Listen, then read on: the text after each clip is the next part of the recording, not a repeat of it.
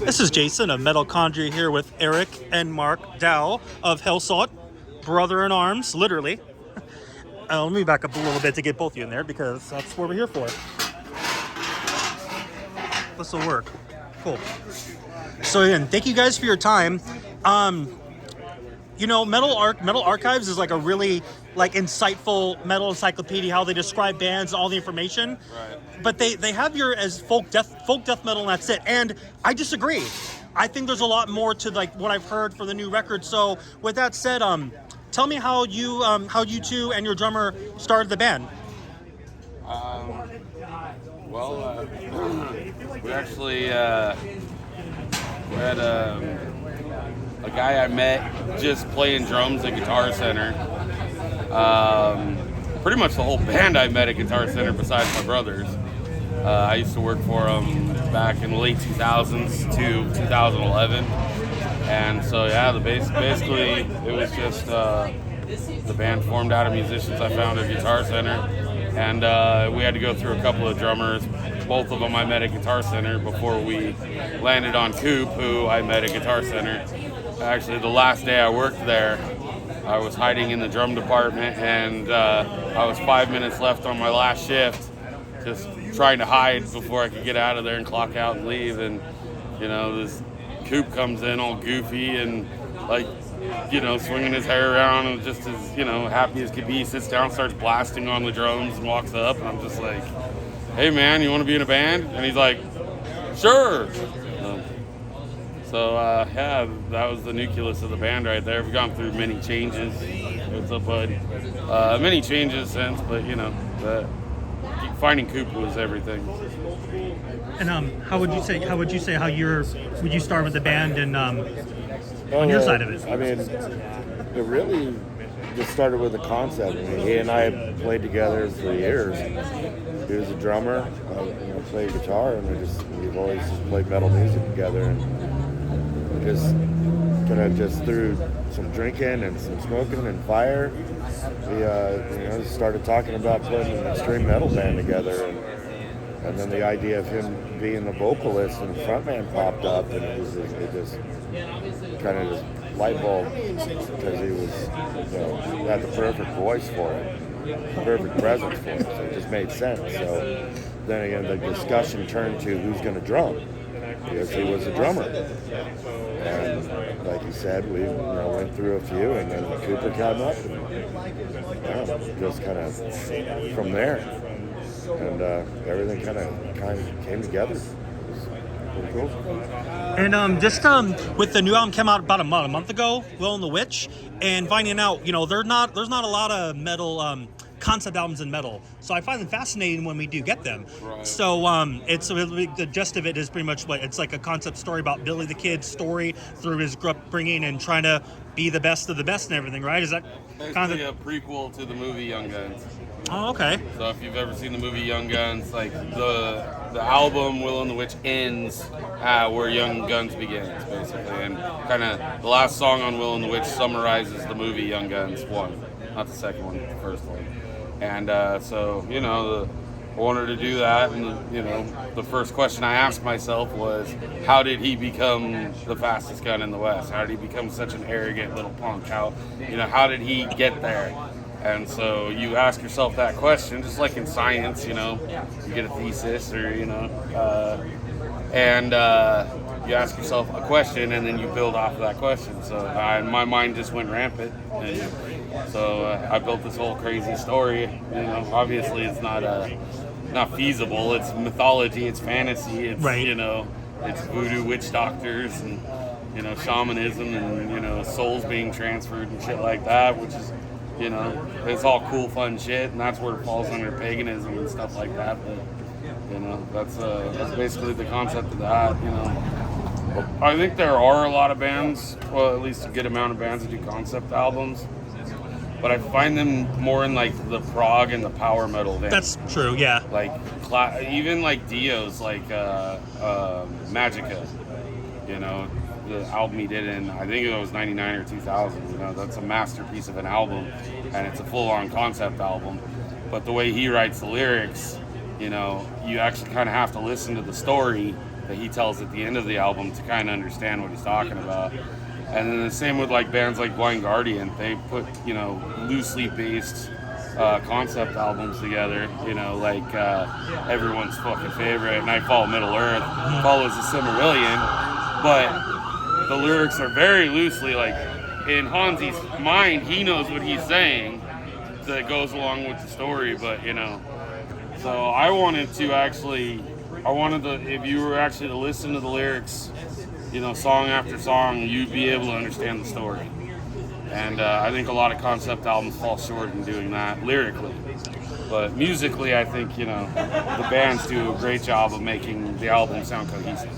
And talking about that too, with like you said, like the lyrical and vocal aspect, I guess I should have corrected myself. In the more extreme music, there are a lot of concept albums, right. And making the lyrics and the concepts and the diction, the story, for, you know, told and clear as possible to get to the music atmosphere as well as what the lyrics say.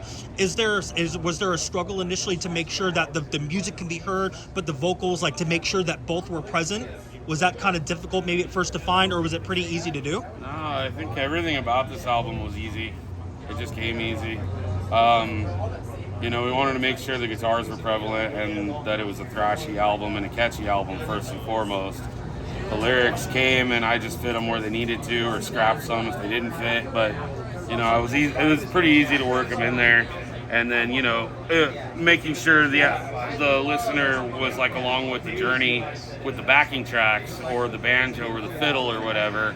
That kind of came easy too, but it was very important to us that the guitars came first. And I was going to say too, because I love when different musicians in the group, whether it be singers or drummers, will do different things. So finding out that you had help with the drummer, you both did the orchestras on this album, correct? Yeah, for the first time. Right. So normally when I hear folk, you know, those classic sounding things, you think those would be instruments, but those were all synth or keyboard sounding, right? No, not all of them. We actually had a violin player. We actually had a banjo player.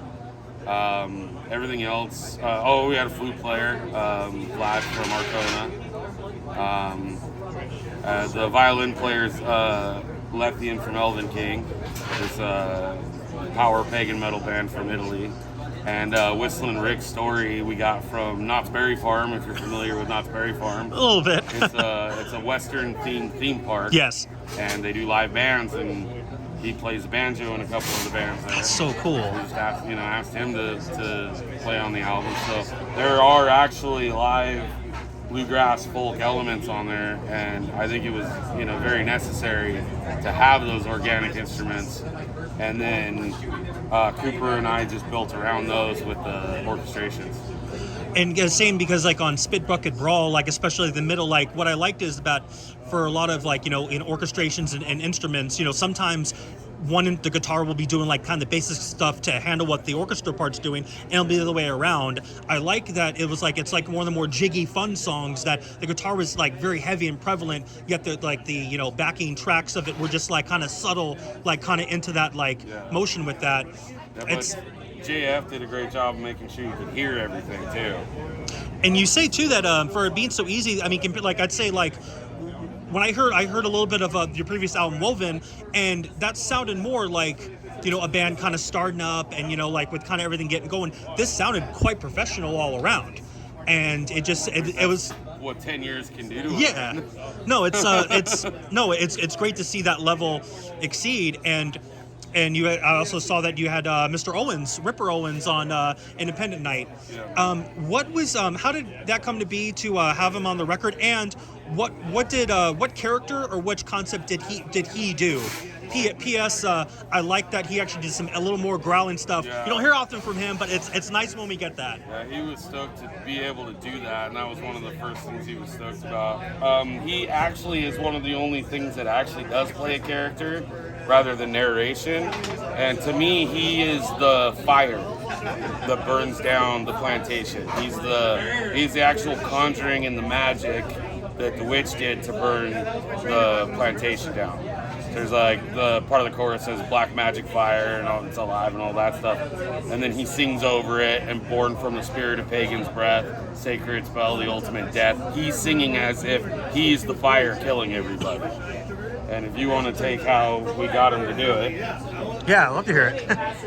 We were actually here brick by brick. 3 drummers were playing. It was a couple years ago. We're around before COVID, no? 2018. Yeah. And we got done, the show was over, and he and I were hanging out at our merch booth, and pretty much getting ready to just pack up and leave. And he actually came over and asked us if he could help out with our next record. And I was just like, of course. Are you kidding me? You can do anything you want on our next record. He's just such a cool dude and such a spectacular talent. I was honored. Just honored it's not even the right word, but just amazing. And with writing, so with him doing the orchestras with Cooper, your drummer.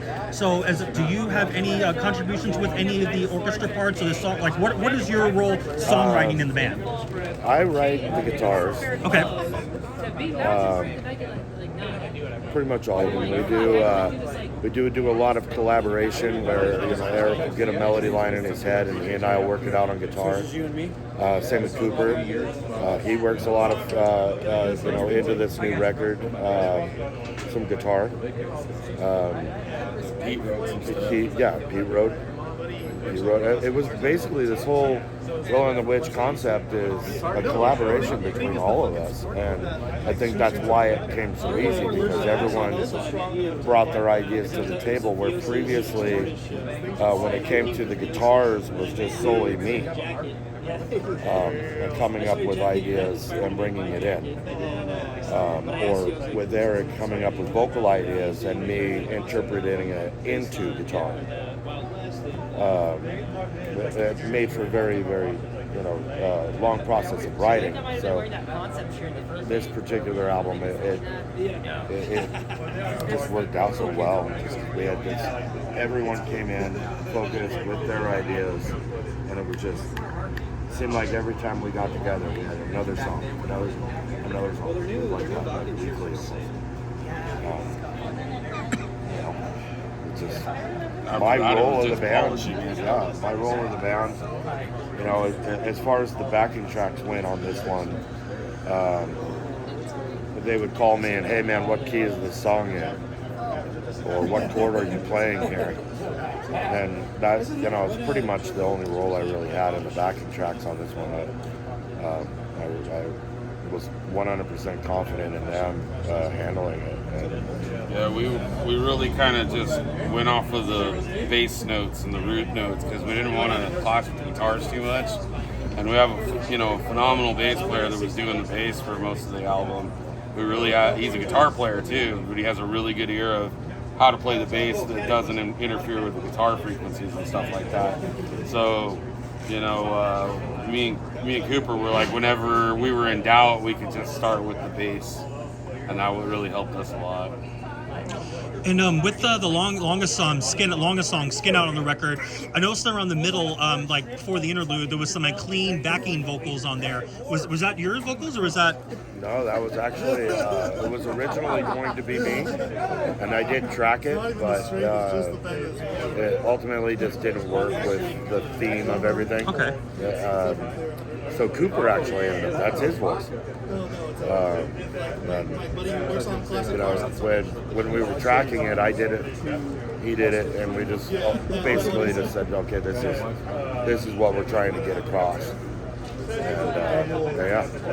In a weird way, it almost feels like from the first 2 records you have previously to this one, in some ways overall with the amount of detail and instrumentation and like just progression, it sounds like a different band. And I mean that like as a compliment. There's so much in there. Again, like that's why I saw Folk Dustman. I'm like that.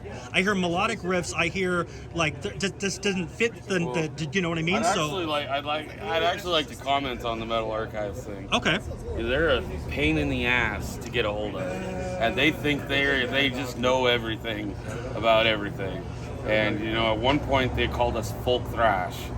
And it drove me nuts. Yeah. Drove me nuts, and people would actually, like you, do an interview and be like, "So you're a folk thrash metal band?" That wasn't right. No, I've never once called ourselves a folk metal band. Never once.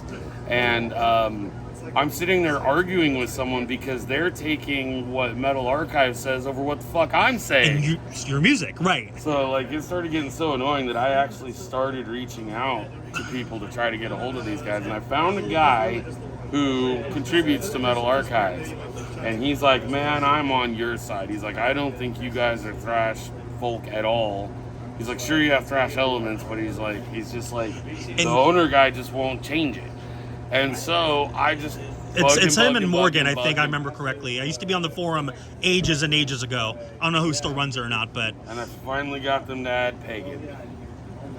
In the lyrics, it's not in the music genre. It's still not in there.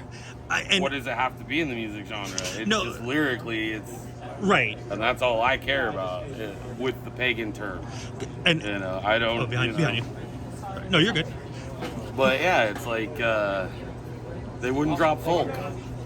They changed thrash, but wouldn't drop folk, and that was I actually like thrash more than I like folk, in the description. You know what I mean? So the fact that they replaced the one word, but didn't replace the one word that bugged me the most. Yeah. And the guy's like, that's all you're gonna get, man. And here we are, Metal Archive still calling us that. I'm sorry to hear that. And that's when I heard the album, like folk, I'm like, it's more symphonic. Like I hear more symphonic. I hear more melodic metal, melodic like melodies. Melodic death metal, melodic pagan metal. It's just like it just didn't seem accurate. And like I mean, if you want to like argue, like I'd say my personal favorite song, Navajo Crow, was just a very. It isn't. But I'm saying like it just showed for me. It just showed a very dynamic, like it had a Celtic-ish just kind of concept and. We're just Helsott.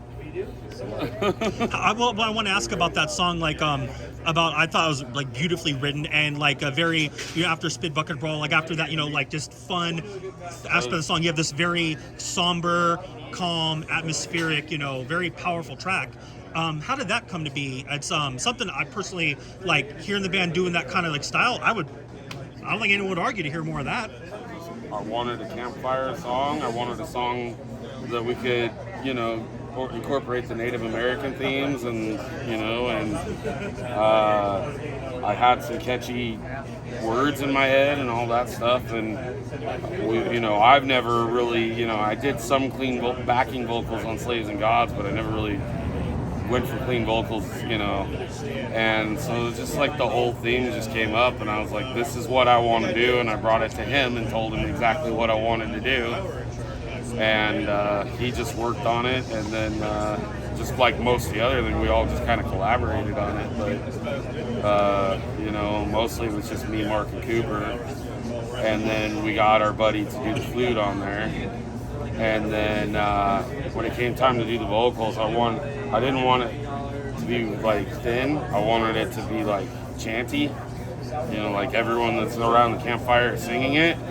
So rather than just me layering it myself, we all just went, all four of us just went to the vocal booth and just sang it ourselves. It has like a spoken word aspect of it. Like it's different. It's not, you're right. It's not just one person chorusing. It's a collaboration. I think it's a great description. Well, I think it's it's a mood. It's an atmospheric song. I'm not saying it's like the greatest vocal lines in the world or anything like that, but I don't think they have to be. I'll just say, at least for me, I think it's the best song I've ever heard you guys play, personally, for me. Wow. I really like that song a lot. Well, you're not the first one to say that, and I'm pretty surprised, so. Talking about, again, like there's so much, different, like there's the long tracks, again, the melodic parts, the fun ones, the songs we just talked about. So this concept album, is it tricky to know what to play live, or what's worked, or are you gonna play the whole thing, which I wish bands would play more of their new stuff way more often? How is that working, of either playing a couple of old tracks if you are, or playing the majority? The hardest thing is figuring which ones to play, because we love them all, and typically we only get 30-minute sets, 45 if we're lucky. Right. July 9th, we're headlining the Ramona main stage, and we're planning on playing it in its entirety because we get an hour, and that's how long the album is. So we're gonna burn through it so we don't go over our times, right. too much. we're definitely going to have to go over probably more like an hour and 5 hour and 10 minutes, but the plan is to burn through the thing because the album musically is an hour long. Yeah. So 12 tracks, yeah. But yeah, I mean, we've done it before with Woven, and I think that was actually the only album we ever did it, where we played the thing in its entirety. So, it's not anything new to us, but it's just one of those things where, we think the album's that good, so we want to play all the songs. And, our drummer likes Everything Hurts. That's his favorite song, and we haven't played it live yet, and he's bugging the shit out of us. So sooner rather than later, we're going to have to play that for him, not just at the show coming up. Right. And I really didn't expect to have to play Navajo Crow live to anybody. So, but more and more people are asking for it and all that. So Was that because it's more of like a personal matter for you, or just maybe live? How the arrangements would be live, or maybe hard to pull it off, or maybe I think it was that we just didn't really think that it would catch fire like it's kind of doing. It's the first time Helsott's done anything like it, and we didn't really know how it was going to be accepted. Honestly, we love the song, but we considered it while we were writing it. I mean, we're playing it live in our studio, and we can do it live. It's no big deal. But we never thought that it would actually be something that fans would ask for because of the nature of the song. It's not metal. Our fans are used to us going up on stage and playing crushing sets that are energetic, and this song is breaking from that. So we didn't expect to be performing it. Truthfully, I'm surprised that you guys are surprised, considering that a lot of the bands that we listen to either will have like a clean clean album or clean song, and I think it's more common that bands that do have those will play those. Maybe because you said it's never been for you, the band. It's never been done before. But that doesn't surprise me that the fans who appreciate good quality music and something different, especially with the collaborative talent, that they'd want to hear something that nice, and it calms the set a bit. It just does a little bit of everything. That personally doesn't surprise me at all. It's a good song too. I appreciate it, man. And I like to ask too, going forward, the album just coming out, and you're on M30 Audio's your label, right? Correct. There's been, I don't know how it's been for you guys lately, or with either your band schedule or just going to shows, but a few weeks ago there was 2 weeks in a row, it was 4 shows in a row with everything coming back, and everything, and I love to see it, and I hope it. I don't want it to be a trend. I want it to keep it going. Is there a possibility that there will be some kind of burnout, or because of how severe the lack of shows when everything happened, do you think that people are going to finally make that effort, or what is your view as a band member? I went to 3 or 4 of those shows and got COVID. And really fucked me up. So, and I'm not the only one who got it. I know several people that were at 1 or 2 of those shows, and they got it too. I got it 2 years ago, 4 months after when COVID was announced. I got it that year with no vaccine or anything. It was horrible. It was really bad. I don't know. Are you okay? Are you feeling all right? No, I'm fucked. This whole tour. Yes, I had to go on tour with no voice. So now I'm 8 days into a tour screaming with no voice. I'm fucking dead. Nasty cough that won't go away. The whole 90 yards, man. Fatigue. Some people get it and they're done in 3 days. It knocked me on my ass. So, but what they say, the show must go on. But, ask me a month ago and I'd be like, fuck yeah, I think it's here to stay, people want to get out there, they want to, and then this last month I know so many people that got COVID and they're like, fuck dude, I might just take it easy for a while. Catatonia just had to cancel their Hellfest because someone there had COVID. My question was more of if things become, better-ish just going forward. I was just trying to find again, maybe there is no idea. Maybe what this, that lack of shows will be enough for people to continue to go. I really think it's just going to be a matter of musicians and fans alike to just accept that, we need to get out here. We need to see shows. We need to play shows. We need to be involved in the scene, and getting sick's part of the risk now. As musicians going on tour, getting sick has always been a risk for us. There's rarely a tour that we go on that we don't get sick and bad, like pneumonia, bronchitis, and we get home and it takes us weeks to recover from it. I think COVID is just another one of those things we got to put on the list of shit that we have to worry about. I don't think it's going anywhere. It's not going anywhere. Yeah. And if people want to see shows and be a part of some sort of normalcy in society, we just have to come together and just bring the community back. Get the people out to the shows, come to the shows. I've noticed that San Diego is really strong, regardless of COVID. The only I will say that's I'm from Orange County, and I drive over here because I love San Diego. I love this venue, so it's easy for me to go here. The only show I will call it San Diego, the Origin Abysmal Dawn show. San Diego did not show up that day, and for those two bands of that caliber, it was very disappointing. Aside that, all the shows have been pretty great here. Even the lower-ish ones, the people would say, "Oh, this is still more than we were expecting." So aside one, I agree, San Diego definitely shows up. I heard Exhumed here not Exhumed, Exorder. I didn't go to that one. Didn't do very well here either, which was a bummer. But when was the last time that band played San Diego? 25 years ago? That plus, what night was it? I think a lot of the factor does go into risk factor. So I think if it's a Monday night or a Wednesday night, I think people are going to be less prone to come and risk, health over a weekday show and they have to go to work the next day. Or have to worry about the longevity of their health for the next couple weeks or months. Forbid anybody get long COVID. But it still just boils down to the fact that, we got a bunch of people here. There's a bunch of people over there in line. We're all here, have a good time, and that just needs to keep happening. Again, I'm looking for any ideas, but again, maybe this all is just enough for everyone to stay. I honestly don't feel like, to really answer your question, I really don't feel like this energy is going anywhere. I hope not.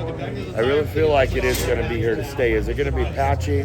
It's going to be patchy for a while. It might be another year, maybe another 2 years. Read my mind, man. But I think the energy is here to stay. I think people over the course of the last couple of years have been, just getting tired of staying at home and hearing the bullshit. Right. And it's worth the risk to most people, I believe, to come out, to get out and have a good time. And see the bands they love and listen to the music that they love. I don't think it's going anywhere. I just don't think it's going anywhere. I hope you're right. I hope we can keep it going. I said, you're Cooper, right? So you're the drummer, I'm told. No? This is right? All right. Pleasure to meet you. Hi. We were just talking a little bit about Will and the Witch, and I just like to ask you, as someone who is a very poor guitar player, but drumming, the concept of drumming and everything has opened up for me the past several years. Like, I don't know, I guess for metalheads, we take sometimes a long time to figure it out. And hearing that you also did the orchestrations with Eric too, as a drummer, tell me what the elements like of combining your drumming work and adding those, were those certain timings and rhythms into those orchestrations, or were they kind of separate or kind of one and the same? A little bit of both. Accents are key. It starts with the rhythm section, so you got bass, drums, right, and in a lot of cases rhythm guitar, not just bass. So Mark and I, we hash out a lot of the riffs, and we have those hits. Some of the riffs, the drums are doing their own thing, and Mark's dancing over the riff. But there's always accents. That's what makes that's what makes a song. When we're kick drum and upstrokes and all that. And then with the tracks, I focused on mostly emphasizing guitars. So you can deviate from that, and we do a little bit, but I want to say a good 70-80%, we were just bringing out what the guitars were doing. Because we're still pretty new to the orchestration too. We just wanted it to pop and make what we made, just keep it raw.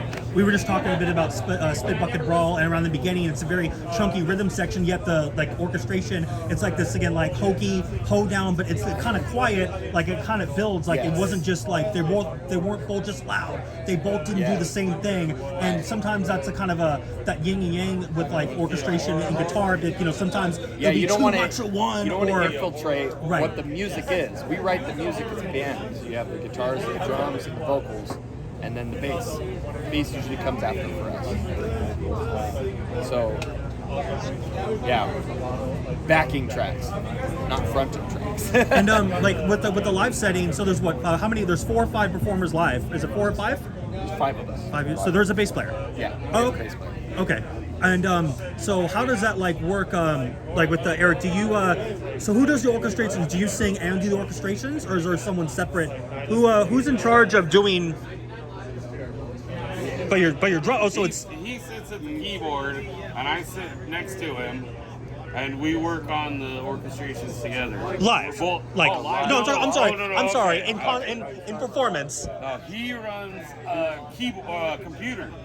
We run all the tracks through a computer, so okay. we don't need a keyboard player anymore. We don't have to pay anybody. We don't have to feed anybody. We don't have to deal with their shit. Yeah, basically, the 6th band member is an Apple. Although they can be a bit sometimes too, right? Yeah. It's an Android robot. But anyway, we run. He has the computer right next to him with the drums, and he cues all the tracks. There's a click on there that he only hears. So he goes 1, 2, 3, 4. He goes. We start the songs right when the orchestration starts. We play to a click throughout the set, and everything works so long as I stay on time. Are those backing tracks the exact same on the album, or are they redone? Yeah. They're the exact same one. Okay. JF just mixed and mastered them separately with without all the other instruments, just the backing tracks. It's easy for him to do that while he's mixing and mastering everything.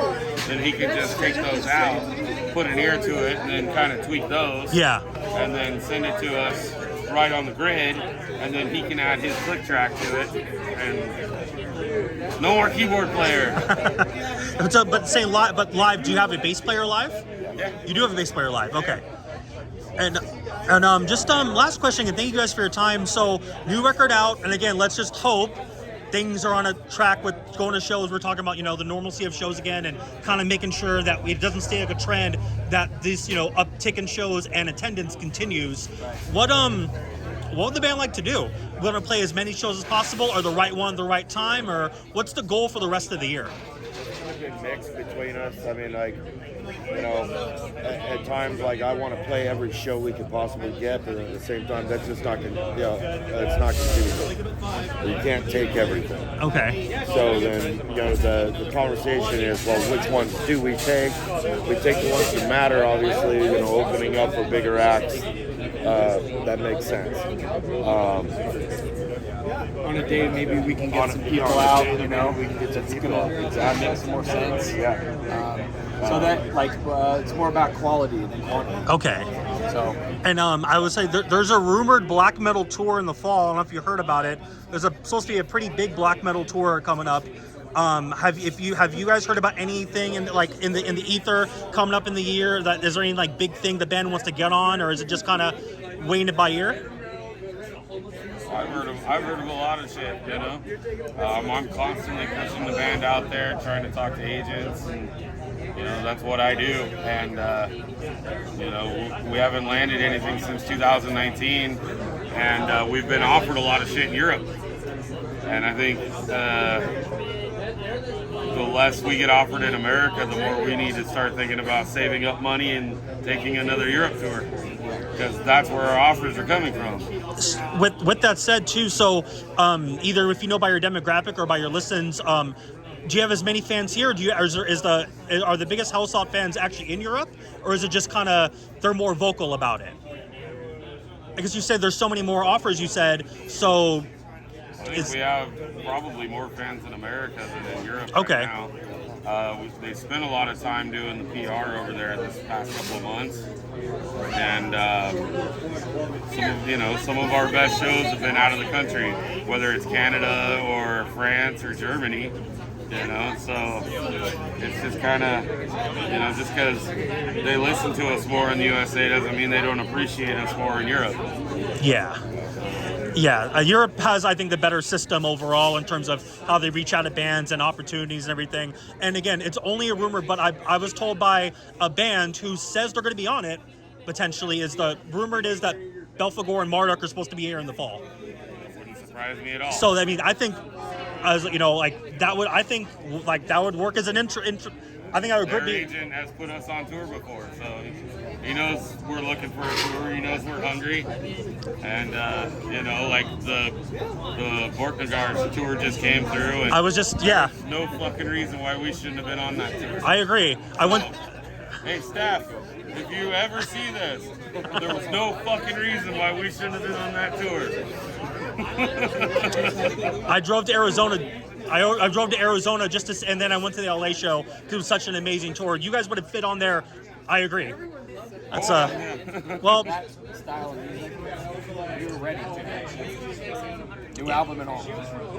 Well, We're gonna take what we can get. I'm just gonna keep trying to get whatever I can get. But right now, the offers that are on the table are from Europe. But it's expensive to tour in Europe, man. I can only imagine. Well, yeah, I hope you guys can get the opportunity, and I'm really excited for this show and for the new album, Will and the Witch, to be represented. And just thank you guys for your time. Any last words or drinks to the rest of the year for fans? Yeah, drink, motherfucker, drink! Cheers to all of you. The best is yet to come. And I'll see y'all out there. Cool. Cheers to you guys.